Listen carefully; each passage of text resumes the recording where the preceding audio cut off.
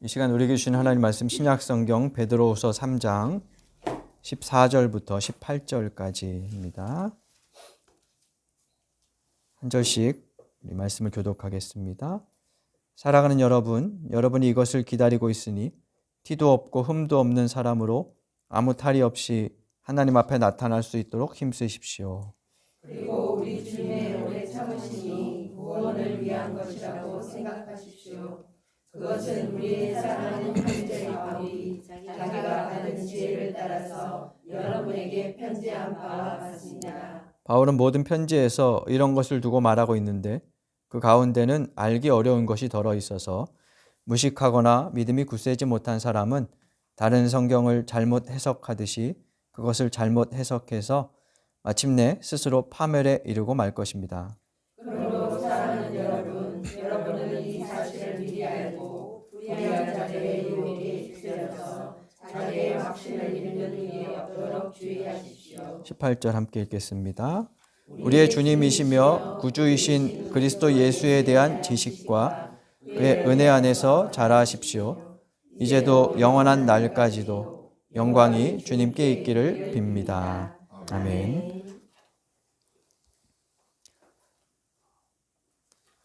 아는 것이 힘이다 라는 격언이 있죠. 영국의 경험주의 철학자 프란시스 베이컨이 했다는 이 말은 지식이 힘이 있음을 뜻하는 경구로 통용됩니다.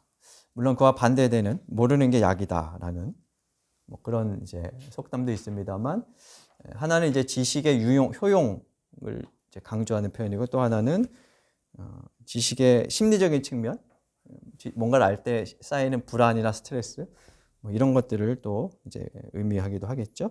근데 어쨌든 두 가지는 사람의 그 복잡한 현실을 보여주는 것이기도 합니다. 오늘은 아는 것이 힘이다라는 경구에 관한 말씀을 한번 같이 좀 생각해 보려고 합니다. 이 프란시스 베이컨이 이렇게 말했다 그래요. 인간의 지식과 인간의 힘은 서로 다르지 않다. 그러니까 지식이 곧 힘이다. 이렇게 말하면서, 왜냐하면 원인을 모른 채로는 어떤 결과도 해석할 수 없기 때문이다. 그러니까 뭔가 어떤 일이 나타났는데 그 일을 해석하는 것은 결국 지식에 있다는 거죠. 그러면서 자연을 지배하고자 한다면 그것을 먼저 이해해야 한다. 자연계가 작동하는 데에는 뭔가 원인이 있기 때문이다. 그것이 법칙이다. 이렇게 말을 했어요. 이 당시가 아마 16세기쯤이었으니까 자연의 법칙을 알면 알수록 그걸 이용할 수 있고, 또 그로부터 또 다른 발전을 이룰 수 있다는 뜻으로 아는 것이 힘이다 라는 말을 했습니다. 이 베이컨의 말처럼 오늘날과 같이 인류 문명이 발전돼 온 것은 지식의 확장 덕분이었습니다. 베이컨은 자연 법칙에 대한 지식을 강조하면서 이 말을 했지만, 오늘날에는 자연 법칙뿐만 아니라 역사, 문화, 경제, 정치, 심지어는 건강과 심리 분야 등 다양한 측면에서 정보와 지식이 유통되고 또 우리에게 이렇게 오게 되고 소비되고 그렇죠. 그래서 우리는 뒤처지지 않기 위해서 그런 정보를 찾고요. 또 그것을 습득하고 지식화시키려고 애를 씁니다. 또 자녀들도 교육을 시키죠. 그 바탕에는 모두 지식이 결국 인생을 살아가는 데 큰 힘이다라고 생각을 하기 때문입니다. 지금 우리는 정보와 지식의 홍수를 이루는 시대를 살고 있습니다. 인류는 크게 4번의 산업혁명을 거쳤다고 하는데, 지금까지 최초에 벌어졌던 산업혁명은 증기기관을 발명하는 거였어요. 그래서 손으로 수공업으로 옷을 만들고 이러던 것이 이제 방적기 이런 것을 가지고 이제 생산하기 시작을 했고, 두 번째 산업혁명은 석유 그리고 전기의 발명 또 발견이었어요. 그래서 증기기관보다 훨씬 힘이 센 디젤 엔진들이 이 석유를 통해서 나왔고, 전기가 발명되면서 그 기계를 이제 전기의 힘으로 돌릴 수 있도록 그렇게 되었죠. 그래서 우리가 지금 알고 있는 독일의 벤츠, 미국의 포드 뭐 이런 자동차들이 그 시기에 이제 생산된 것들이라고 하지요. 그리고 세 번째 산업혁명은 1970년대쯤부터 이제 이야기가 됐는데 이게 이제 컴퓨터의 발전과 또 정보의 유통, 인터넷망을 통한 정보의 유통 뭐 이런 과정. 예. 지금은 이제 AI 시대, 뭐 4차 혁명, 5차 혁명까지 뭐 말이 나오는 그런 시대인데요. 3차 혁명, 지식과 정보 혁명을 통해서 우리는 과거와 비교하기 어려울 정도로 너무나 많은 지식의 창고 속에 사실은 들어가 있어요. 그래서 알아야 할 것, 배워야 할 것이 너무 많아졌습니다. 휴대폰 하나만 해도 배워야 할 게 너무 많잖아요. 저처럼 딱 문자와 카톡과 전화통화 그것만 딱 하는 사람들은 안 그렇지만 알면 할수록 끝없이 뭐 계속 해야 되고 그렇습니다. 근데 배워야 할 거, 알아야 할 것이 많은 반면에 또 한편으로는 엄청난 양의 지식이 매우 빠른 속도로 생산됐다가 폐기되는 일들이 벌어집니다. 빠르게 변하다 보니까 어떤 지식이 새로 생산되었는지를 아는 것이 중요하고요. 또 반면에는 어떤 게 폐기되었는지를 아는 것도 중요해요. 그래서 이미 사실이 아니라고 입증된 어떤 것들을 사실로 막 주장하며 사는, 마치 2차 대전이 종식됐음에도 그 베트남의 그 뭐 무슨 어디 정글에서 아직 전쟁 중인 이런 사람들처럼 그렇게 주장하며 살 수 있기 때문에 어떤 것이 새로운 것이고 어떤 것이 폐기되었는지 이런 것들을 아는 것도 중요하죠. 정보의 양과 유통 속도가 늘어나면서 정보에 접근할 수 있는 접근성도 매우 쉬워졌습니다. 전 세계 다양한 분야에서 생산되는 정보를 지금 우리는 인터넷이 연결된 스마트폰을 통해서 쉽게 얻을 수 있어요. 과거에는 우리가 접촉하는 대상이 매우 제한적이었습니다. 한 마을에 사는 사람들, 또 내가 다니는 학교나 교회, 직장. 그래서 대부분은 그저 태어난 그곳에서 평생을 살면서 그들과의 관계 속에서 살았습니다. 또 농경시대에는 농사법이 매우 중요한 지식이었어요. 그래서 그것만 알면 또 그것을 후대에게 전해주기만 하면 살아가는데 아무런 문제가 없었습니다. 근데 이제는 그런 공간의 한계를 뛰어넘고 있죠. 마음만 먹으면 지구 반대편 사람들과도 접속할 수 있고요. 그들로부터 아주 따끈한 정보를 구해서 새로운 지식을 습득할 수 있습니다. 이렇게 우리는 정보와 지식에 대한 접근성이 매우 좋아진 시대를 살아가고 있어요. 그래서 지식이 개방된 또 평준화된 시대라는 말을 하지요. 이런 평준화된 지식이 평준화되는 시대이기 때문에 우리는 여러 다양한 입장을 접할 수 있고요. 더 넓은 생각을 가지게 될 것 같습니다. 근데 사회를 보면 그와 반대 흐름이 매우 강합니다. 무슨 말이냐 하면 정보의 양과 접근이 용이해졌음에도 오히려 그것은 지식의 편향성을 증가시키는 방향으로 작동하는 일이 우리 사회에서 많이 벌어지죠. 수많은 정보가 도처에 널려 있지만 우리가 그 정보를 취하고 또 지식을 쌓는 경로가 되게 제한되어 있기 때문입니다. 어떤 사람과 교류하느냐에 따라서, 그리고 그 교류의 대상이 어떤 경로를 통해서 정보를 얻었고 그것이 내게 오느냐에 따라서 우리는 서로 다른 정보를 교환하고 습득하게 되죠. 그 과정에서 정보의 성격과 방향이 결정됩니다. 그리고 그렇게 획득된 정보와 지식은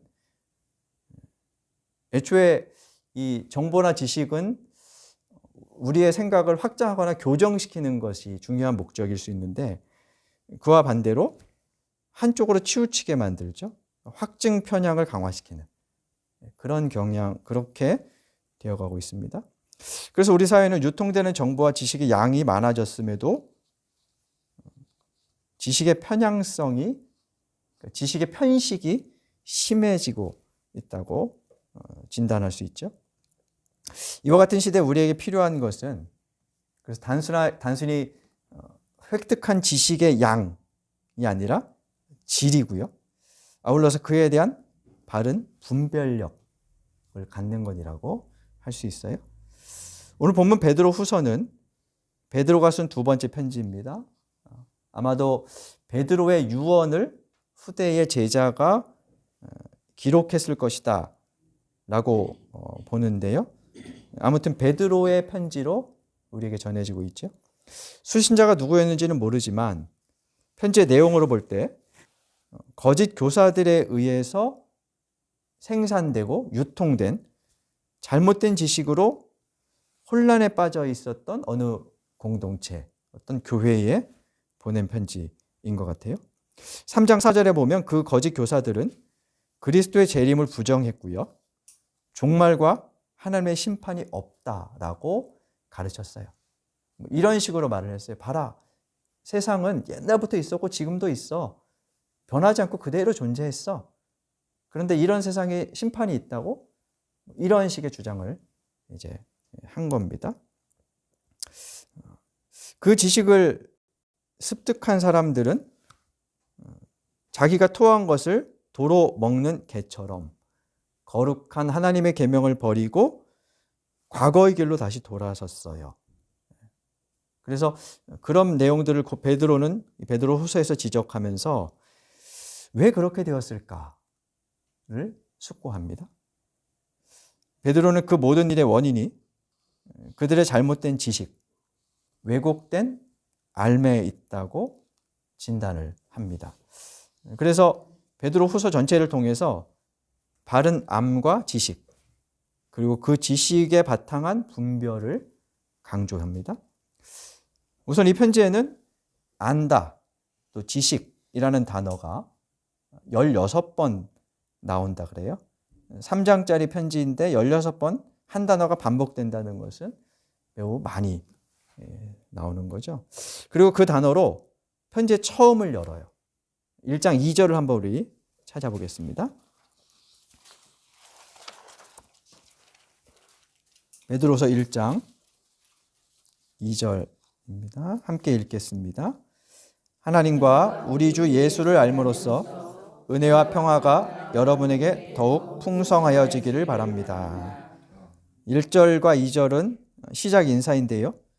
그중에 2절에서 예수를 알므로 은혜와 평화가 풍성해지기를 바란다. 예수를 알므로 라고 말하죠. 3절에서도 하나님께서는 우리가 그를 알므로 말미암아 생명과 경건에 이르게 하는 모든 것을 주셨다라고 말하고 있습니다. 우리에게 익숙한 단어들인 은혜, 평화, 생명, 경건 이런 이제 종교적인 어떤 용어들이 예수님을 알므로써 우리에게 주어지거나 거기에 도달할 수 있다. 이런 식으로 이야기를 지금 이제 하고 있는 거죠.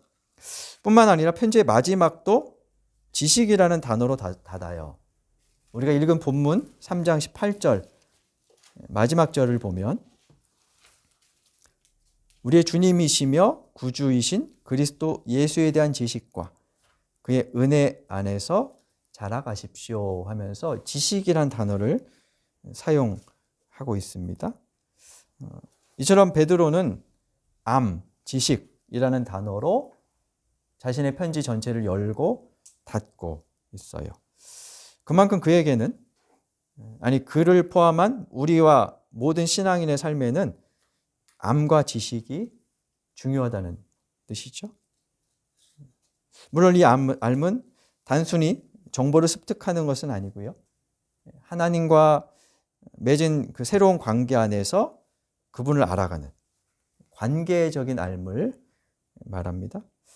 그 관계가 깊어질수록 우리는 내적으로 은혜와 평화를 누리게 될 것이고 생명과 경건에 이르게 될 것이며 그만큼 세상을 이롭게 만들 수 있습니다. 그리스도를 아는 것은 그래서 단지 하나의 정보에 머물지 않고 우리의 삶을 세워가는 매우 중요한 원칙이 되는 거죠. 베드로가 이 편지에서 이렇게 암과 지식을 강조한 이유는요. 앞서 말씀드린 것처럼 신자들이 거짓 교사들이 가르치는 정보를 바탕으로 자신들의 신앙 지식을 형성했기 때문이에요. 그리고 그 신앙 지식, 그렇게 형성된 신앙 지식은 결국 삶으로 연결되죠. 삶이 왜곡되고 잘못된 길을 가고 있었습니다. 그래서 베드로는 3장 17절에서 이렇게 얘기하죠. 불의한 자들의 유혹에 휩쓸려서 자기의 확신을 잃는 일이 없도록 주의하라. 휩쓸린다. 이 말은 바꿔 생각하면 사람들이 지금 휩쓸리고 있었다는 겁니다. 불의한 자들의 잘못된 지식을 바탕한 가르침에 또 그들이 살아가는 삶의 방식에 휩쓸려서 자기를 잃어버린 채 표류하고 있었다라고 볼 수 있죠. 보통 이 사람 저 사람의 말을 듣고 잘 휘둘리는 사람을 귀가 얇다 이렇게 말하죠. 저는 귀가 얇은데 게을러서 귀가 얇은 사람이 부지런하면 막 이렇게 가는데 저는 귀는 얇은데 게을러요. 그래서 별로 이렇게 듣고 그냥 아유 그런가 보다 하고 이렇게 지나가는데 귀가 얇지 않은 사람은 딱 그냥 버팁니다만 왜 사람들이 휩쓸릴까? 귀가 얇기 때문이죠. 사실은 얘기하면 그렇습니다. 잘못된 정보와 지식, 가르침이 휩쓸리는가? 그 이유가 뭘까? 특별히 신앙인들이 그런 이유가 뭘까? 개신교 이단 연구하는 사람이 그런 말을 합니다. 어떤 이단 교주가 헛소리를 하더라도 매우 확신에 찬 어조로 당당하게 말하면 많은 사람들이 흔들린다. 그러니까 심리적인 요인이 거기 이제 있다는 거예요. 왜 그럴까요? 인생이 답답하고 현실이 복잡하기 때문입니다. 제가 처음에 아는 것이 심이다라는 말씀을 드렸지만 사실은 그 경구 하나로 우리의 삶의 모든 것이 다 해결되진 않습니다. 그죠? 그래서 모르는 게 약이다라는 표현도 나오는 거죠. 그만큼 인생이라는 게 매우 복잡하다는 거예요. 어떤 하나의 원인만으로 모든 것을 규명할 수는 없다는 겁니다. 그럼 알 수 없는 복잡한 현실을 살아갈 때 사람들은 그래서 뭔가 좀 명확하고 분명한 지침이 있기를, 그런 것이 내게 주어지기를 바랍니다. 나는 혼란에 빠져 있는데 확신에 찬 어떤 사람이 뚜렷한 어조로 자신의 정보와 지식을 전달하고 또 자신이 이야기한 그 일에 인생을 불사르며 열정적으로 살아간다면 그에게로 빠져드는 것이 인지상정이라는 거죠. 그래서 그런 지침을 이제 중요하게 여기는 사람들은 우리 개신교 안에도 보면 그런 거 있죠. 신앙생활 잘하는 10가지 지침, 성장하는 몇 가지 지침, 이런 거. 행복한 가정을 이루는 몇 가지 지침. 그대로 하기도 어렵지만 그대로 해도 그게 사실은 안 돼요. 그죠? 각각 개별성들이 있기 때문에 그것만으로 다시는 다 해결되지는 않습니다. 근데 그런 것을 이제 우리가 특별히 신앙 안에서 갖고 싶어 해요. 그러니까 분명하게 딱 있으면 이것만 하면 다 될 것 같은 이런 이제 유혹들이 우리 모두에게 있는 거죠. 아무튼 확신에 차서 뭔가를 이야기하거나 이 지침대로만 하면 돼 라고 말하는 사람들을 우리는 따르게 되고요.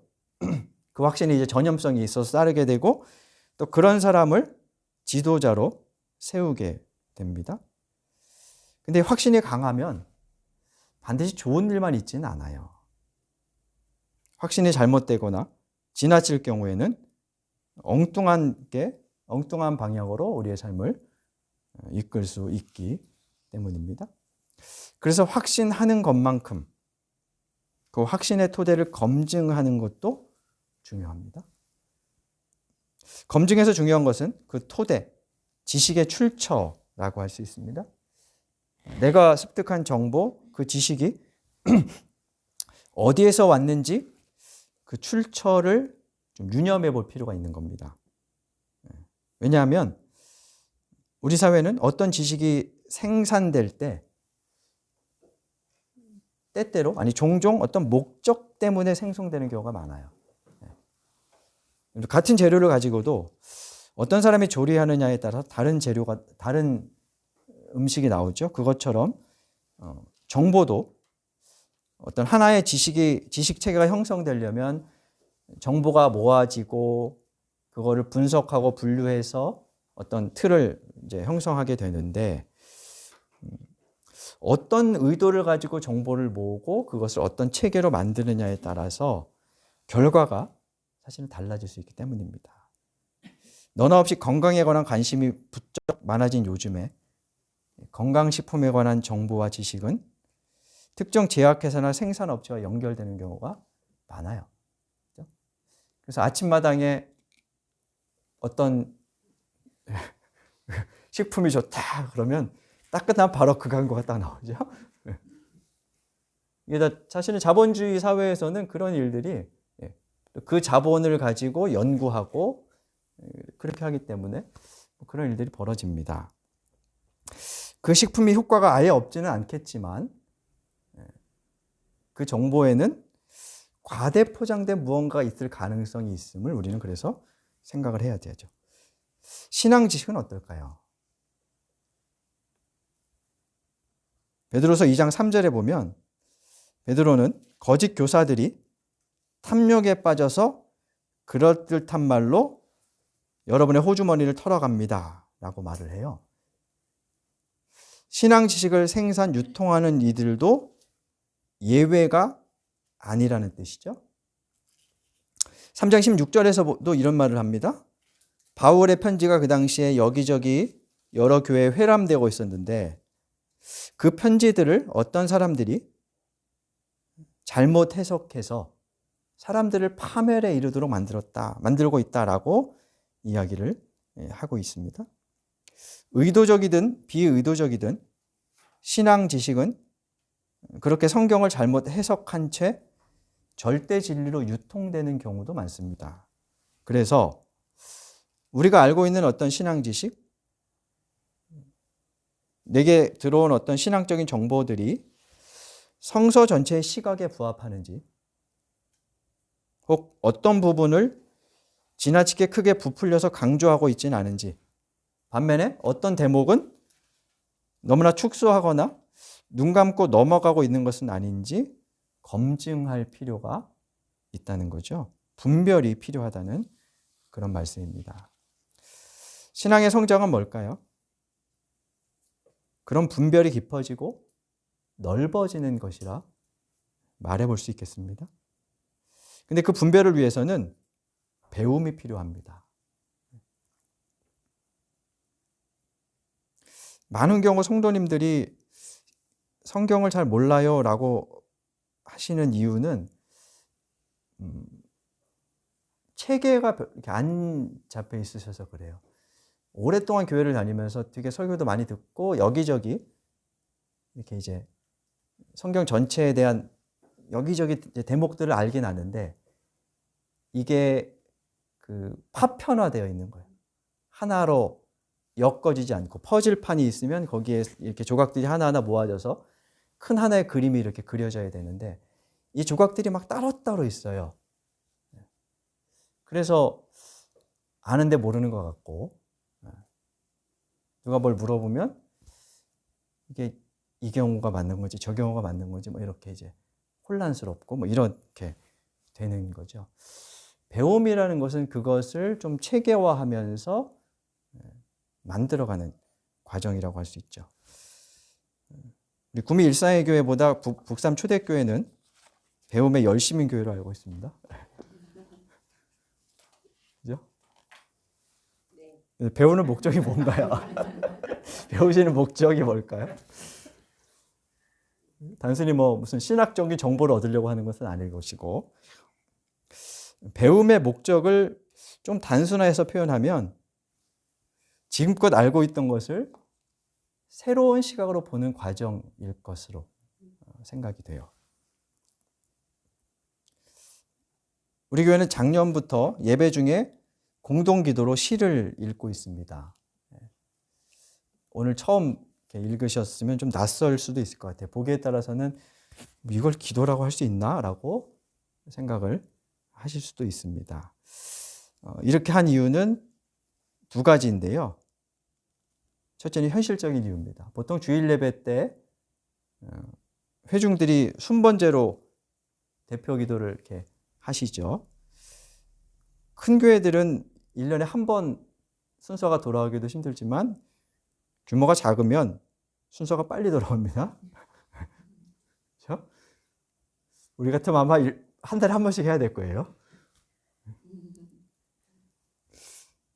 부담이 크죠. 저는 개인적으로는 교회 내에서 교회 체제를 유지하기 위해서 성도들이 지는 부담감보다는 교회 밖에서 신앙인으로 살아가는 부담이 더 커야 한다고 생각해서 그냥 여기에서의 부담은 좀 줄여보자 하는 그런 이제 취지로 처음부터 이제 대표 기도를 하지 않았어요. 하고 싶은 생각도 있었습니다만 아무튼 안 나온다 그럴까봐.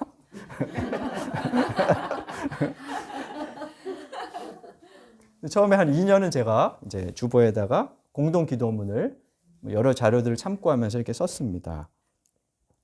근데 사실 그것도 쉽지가 않았어요. 그래서 현실적인 이유로 대표 기도 대신 다른 형태를 좀 고민해 보게 됐죠.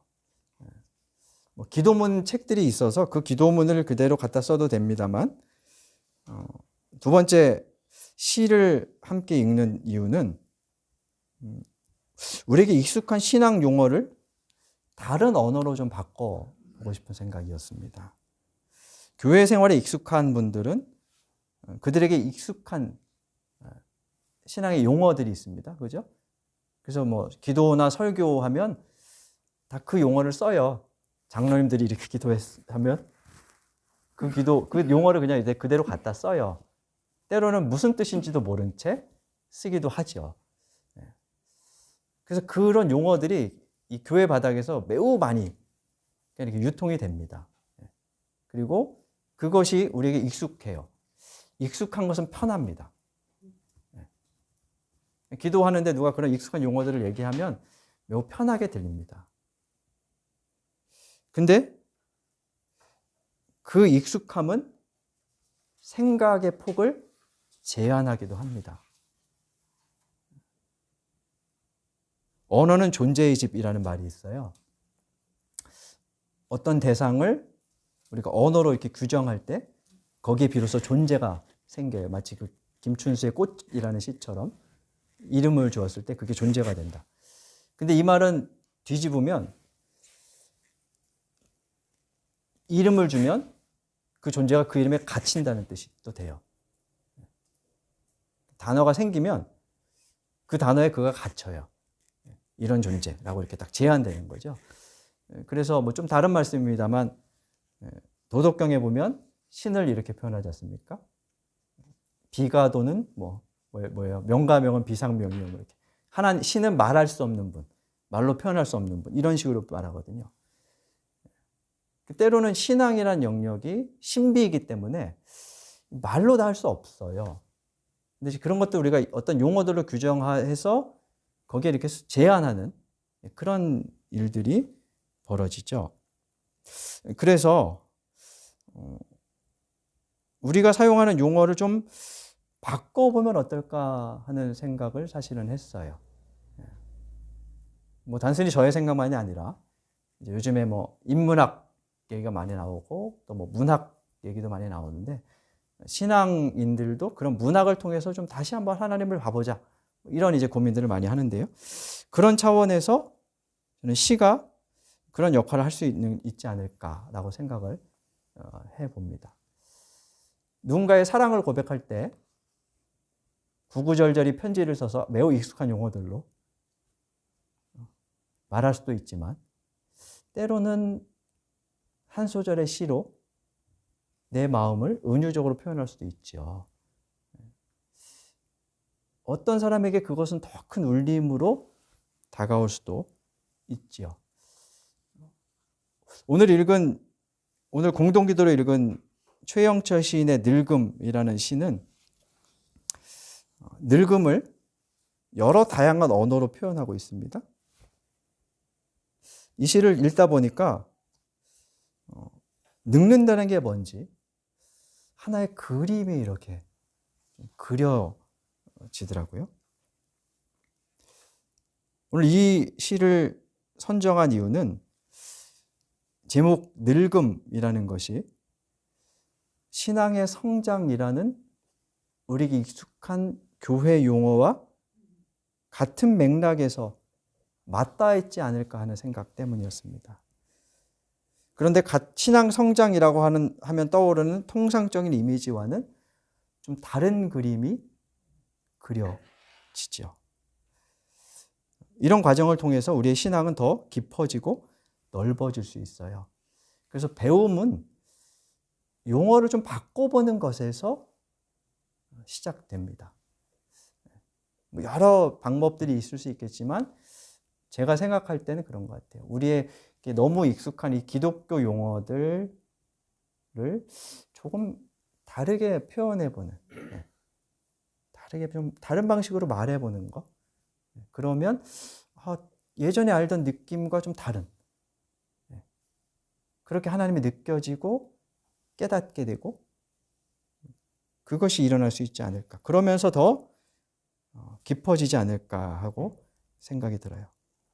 베드로는 1장 4절에서 우리가 이 지식을 통해서 지향해야 할 목적이 무엇인지를 말합니다. 그것은 하나님의 성품에 참여하는 사람이 되는 것이다 라고 말합니다. 하나님의 성품을 우리는 사랑, 자비, 용서, 긍휼 이런 용어들로 표현하지요. 근데 이 최영철 시인은 그 용어들을 다르게 지금 말하는 거죠. 하나님은 우리를 향해 늘 그럼 하고 고개를 끄덕이시는 분이다. 죄로 주눅 들고 움츠러든 우리에게 늘 그럼 하며 어깨를 토닥이시는 분이다. 당신의 주권으로 세상을 움직이고 조종하실 수 있음에도 스스로 그걸 넘지 않으려는 사랑으로 조심하시는 분이다. 우리가 당신께 다가가기를 매우 궁금해하며 멀리서 내다보시는 분이다. 그런 하나님으로 우리가 하나님을 대하기 시작할 때 아마 우리의 생각은 더 넓어지고 깊어질 겁니다. 그리고 그런 배움을 통해서 우리의 인생을 바르게 분별하며 하나님은 우리의 신앙이 더 깊어지고 넓어지기를 기대하십니다. 하나님은 신비의 영역에 계신 분입니다. 그래서 우리는 그 하나님을 사실 결코 알 수 없어요. 내가 아는 하나님에 대한 지식은 바닷가의 모래알처럼 아주 작은 입자 하나에 불과합니다. 그래서 그것을 인정하는 겸손이 필수적이지만 그럼에도 그분의 은혜, 그 도움을 받아서 우리가 배움과 분별의 과정을 수행하고 그에 따라 하나님과의 관계를 지속해 나가며 신앙이 더 깊고 넓어져 갈 수 있기를, 그런 저와 여러분이 될 수 있기를 간절히 바랍니다. 이 말씀을 기억하며 기도하겠습니다.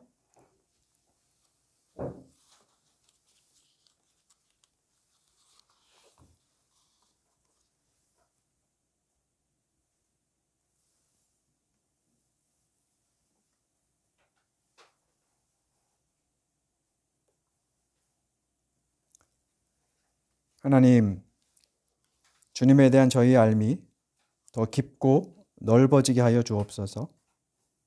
그만큼 우리의 시야도 성품도 깊고 넓어지게 하여 주옵소서. 감히 하나님을 알 수 있다고 안다고 말할 수는 없으나 다만 당신을 알아가기 원하는, 그래서 당신의 성품에 참여하기 원하는 저희의 소망을 기억하여 주옵소서. 예수님 이름으로 기도드립니다. 아멘.